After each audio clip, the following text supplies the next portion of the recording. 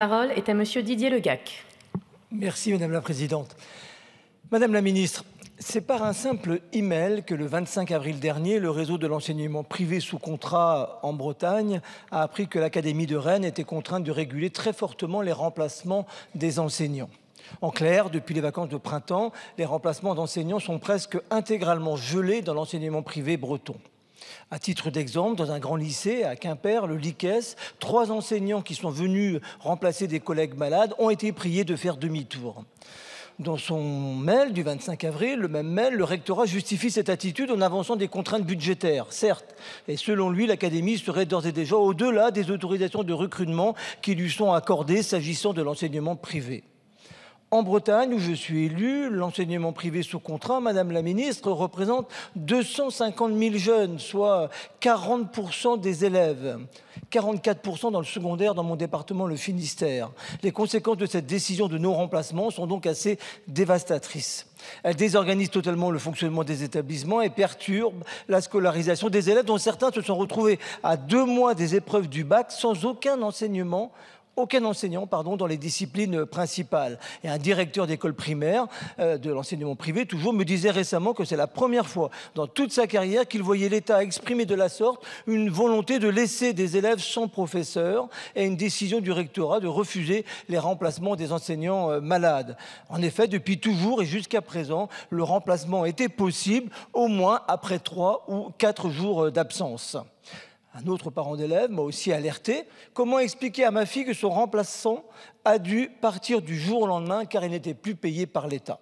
Face à cette situation, dénoncée unanimement par les enseignants, les chefs d'établissement, les parents d'élèves et de nombreux élus, le rectorat reconnaît que les recrutements de remplaçants seront limités et priorisés en fonction de certains critères.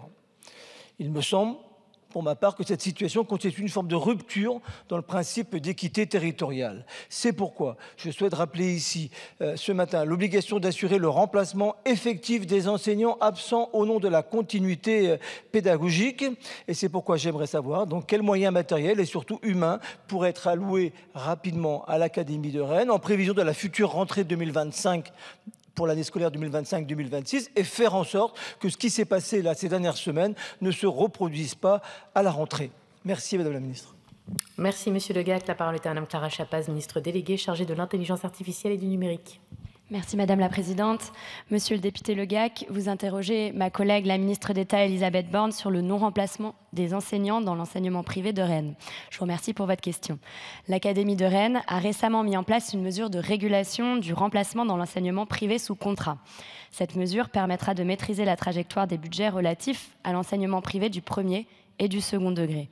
Dans le cas que vous évoquez, l'Académie de Rennes a dépassé son schéma d'emploi en 2024 et les données sur les premiers mois de 2025 présentent une aggravation de la trajectoire. Les mesures de régulation mises en œuvre par l'Académie dans le privé sont identiques à celles mises en place au début de l'année 2025 dans le public. Ces mesures ne sont pas propres à l'Académie de Rennes, elles s'appliquent aussi à d'autres académies quand le contexte l'impose. Elles se déclinent en 2 axes. D'abord, l'allongement du délai de carence nécessaire au remplacement effectif de l'enseignant. Ensuite, par la priorisation des remplacements désormais fléchés vers les petites écoles et les classes à examen.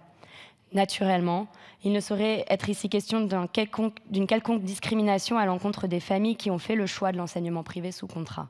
Le public et le privé bénéficiant des mêmes solutions pour pallier ces difficultés. Ces mesures ont par ailleurs fait l'objet de discussions poussées entre la rectrice et l'ensemble des parties prenantes, organisations syndicales des maîtres de l'enseignement privé, organisations professionnelles des chefs d'établissement et direction diocésaine. Enfin, comme la gestion du remplacement présente des particularités dans le privé sous contrat, une attention particulière sera accordée à des moyens de remplacement dans la préparation de la prochaine rentrée et des suivantes pour garantir la présence d'un enseignant dans chaque classe, la continuité pédagogique, tout en restant dans les autorisations d'engagement ouvertes dans le budget. Je vous remercie. Merci Madame la Ministre, Monsieur le député. Merci Madame la Présidente. Bon, Madame la Ministre, je note effectivement les éléments de votre réponse. Je prends acte de 3 choses. D'abord, vous me dites que ce n'est pas une situation propre à la région Bretagne, que toutes les régions en France sont concernées par les mêmes mesures. Ensuite, vous me dites qu'il n'y a pas de discrimination entre le secteur privé et le secteur public et que public et privé sont concernés par les mêmes mesures. Et enfin, je prends acte aussi des mesures rectificatives et des moyens supplémentaires qui vont être mis en œuvre afin que pour la rentrée prochaine, cela ne se reproduise pas. Et bien évidemment, j'y serai vigilant avec l'ensemble de mes collègues parlementaires et aussi élus locaux parce que cette situation nous a vraiment troublés. Merci. Merci, Monsieur Le Gacq. La parole est à Madame Gabrielle Catala.